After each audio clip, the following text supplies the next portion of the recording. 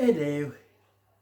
Today we're going to have a little bit of a magic show, a little bit of science, and a whole lot of Harry Potter. All right. We are going to make butter beer, but not the typical Disney way of doing it. See, the problem is when someone like myself who likes history and stuff watches movies, we make certain miscalculations, if you will. Now, I read the books, Harry Potter books. I remember, it said it tasted a hint of butterscotch and caramel and this, that, and the other for the butterbeer. And I just took it for granted that they were using a 1500s recipe. You see, back in the 1500s, we know the recipe was printed for buttered beer around 1588. And what happens is when the beer started going off, or the ale started going off, they would make it spiced. They would throw a little bit of whatever that they had, butter, heavy cream, anything from the farm and so on that they could, to make it palatable to be able to still sell it. All right? Remember, no refrigeration in the 14 and 1500s. So when they talked about buttered beer, or butterbeer, I automatically thought in my brain pan, they're just talking about a 1500s spiced beer, but they're simply making it more kid-friendly with the caramel and so on. All right? It literally never crossed my mind that Harry and them, as they sit in Hogsmeade or whatever,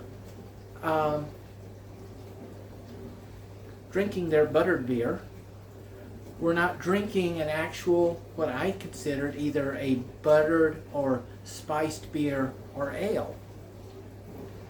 So this got me thinking. And today I've done a couple of experiments and so on, so they're sitting there like an experiment straight up. I know it works. It's just whether it's going to work when I video it or not. And we're going to look at a variation to where it would actually look a lot like medieval buttered beer, the darkness, texture, and so on. However, it will have the taste. Now, mind you, I've never, as I really wanted to, I just couldn't afford it. Wanted to take the wife to Disneyland to the Harry Potter world because she was a big Harry Potter fan. That's why I read the books. She bought them, I read them. Okay?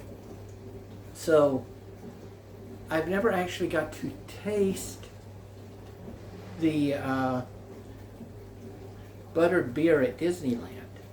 So if anybody makes this that's been there and tasted it, if you could give me some ideas or whatever as to how, what I might need to do to bring it closer to that without doing just a basic copyright infringement of stealing everybody else's version, if you will. Most of them use a caramel butterscotch topping, either root beer or ginger ale. We're changing that up, and we're going to be using some of them may use it. This is a cane sugar vanilla cream soda is what we'll be using as part. A little bit of vanilla, and we're doing the topping totally different. That's the magic part. So let's get in on this and see what we can see. So the first thing we want to do, we're going to call this Hogsmeade's Buttered Beere. B-E-A-R-E, Beere, which is sort of an off Latin, which was actually very close to what the original recipe was called, was buttered or butter beere. We're going to just call it buttered beer. So not butter beer, but Hogsmeade's buttered beer. And what we want to do is get sort of a look and texture as if it was a medieval beer in a way, but of course alcohol free and all the stuff in it that people like me should not be drinking. The first thing we're going to do is take a tablespoon of butter. This is a 1 liter cup. Right there, 1 liter. We're going to take 1 tablespoon of butter and we're going to microwave it.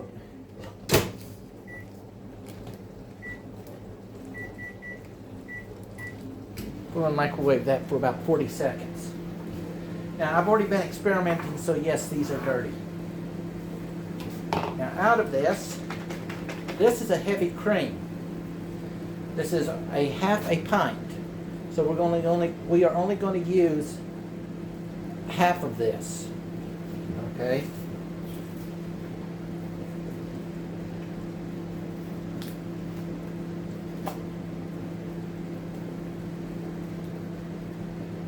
We don't need a lot. Not even really using half of it, maybe a third of it.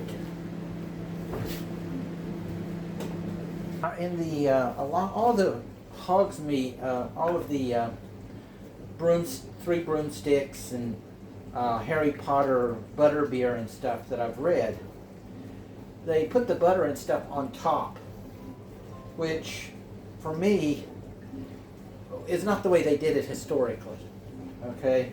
They might drizzle a little on top of the foam, but it was mostly they were wanting to put a flavoring into it so you did not taste the beer was going off. So we've got that, and this is just basically sundae syrup toppings. We're going to put this is nowhere near the recipe that you get for Harry Potter at this point.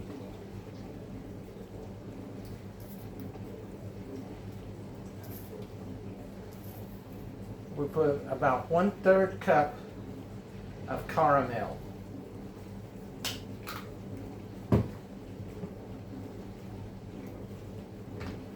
And we're going to put a 1/3 cup of butterscotch. And then we're going to add half of a 1/3 of a cup. These are tiered so I can tell where it is. And that's going to be our butterscotch.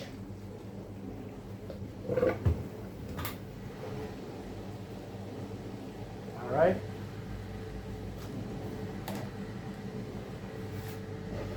Now, added to that,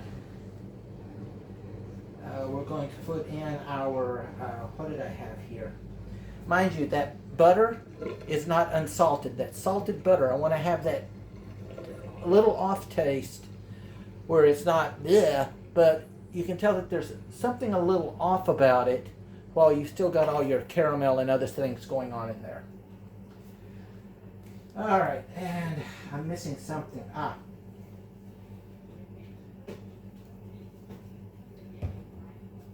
What have I got here? I have all my stuff written down. 1 teaspoon. So we're going to use a half a tablespoon, 1/2 tablespoon of pure vanilla extract.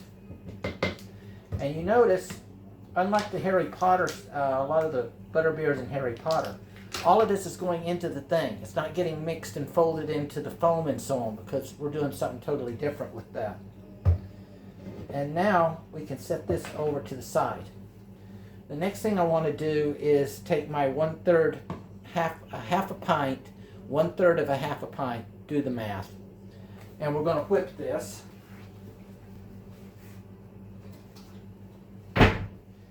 Now, the Harry Potter butterbeers, all of them say whip it till it's really stiff. where you've got peaks that come up, like you would with, say, a egg meringue. But we're not going to do that. We want it thick, but we don't want it to where it's so thick that it stands on end. If you do it, and then you follow the rest of this recipe, the thing's going to explode on you. All right? So, first thing we're going to do is, let me get this whipped up, and then we'll be back. So about halfway through this, as it starts building in volume, I added 2 small packages of vanilla sugar. And you will notice here, it's thick, but it's not stiff. It's very important for the next part. The first thing we're going to do is we need our coloration. So our coloration is going to be 12 fluid ounces of A&W root beer. You can use what you want.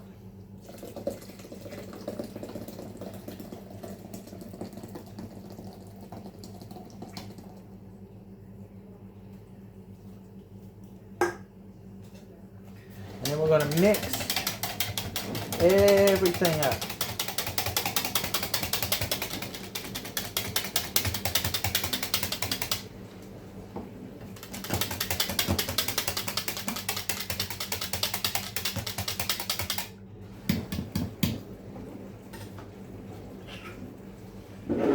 Then we're going to add, what is this? This is another 12 fluid ounces.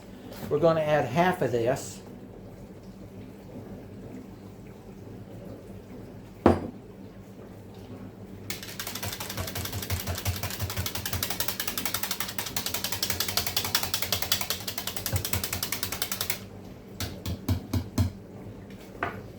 And we're going to pour this on top.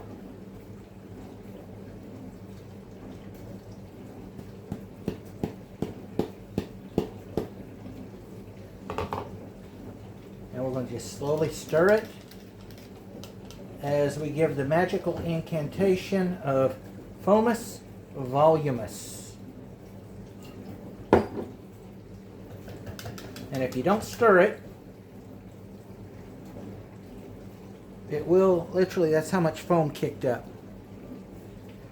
And what's happening is that's just stiff enough to hold the carbonation from the vanilla, what is this again? Short-term memory loss, people. The cream soda. It holds just enough that it allows that. So instead of blowing everything out the top, it's just enough to fill it with the carbonation from the soda while still giving enough release that it doesn't just bubble over entirely.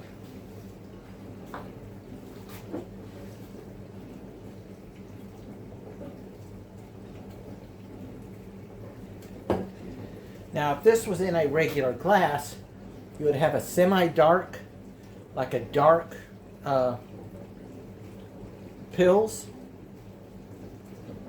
and or Pilsner. It'd be like a dark beer. It would look like a dark beer, but of course between all the other stuff, it's going to have that caramel, butterscotch, and vanilla flavor.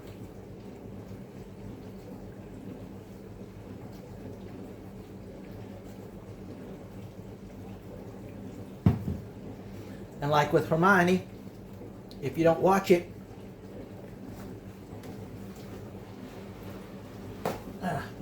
you wind up with a foam mustache,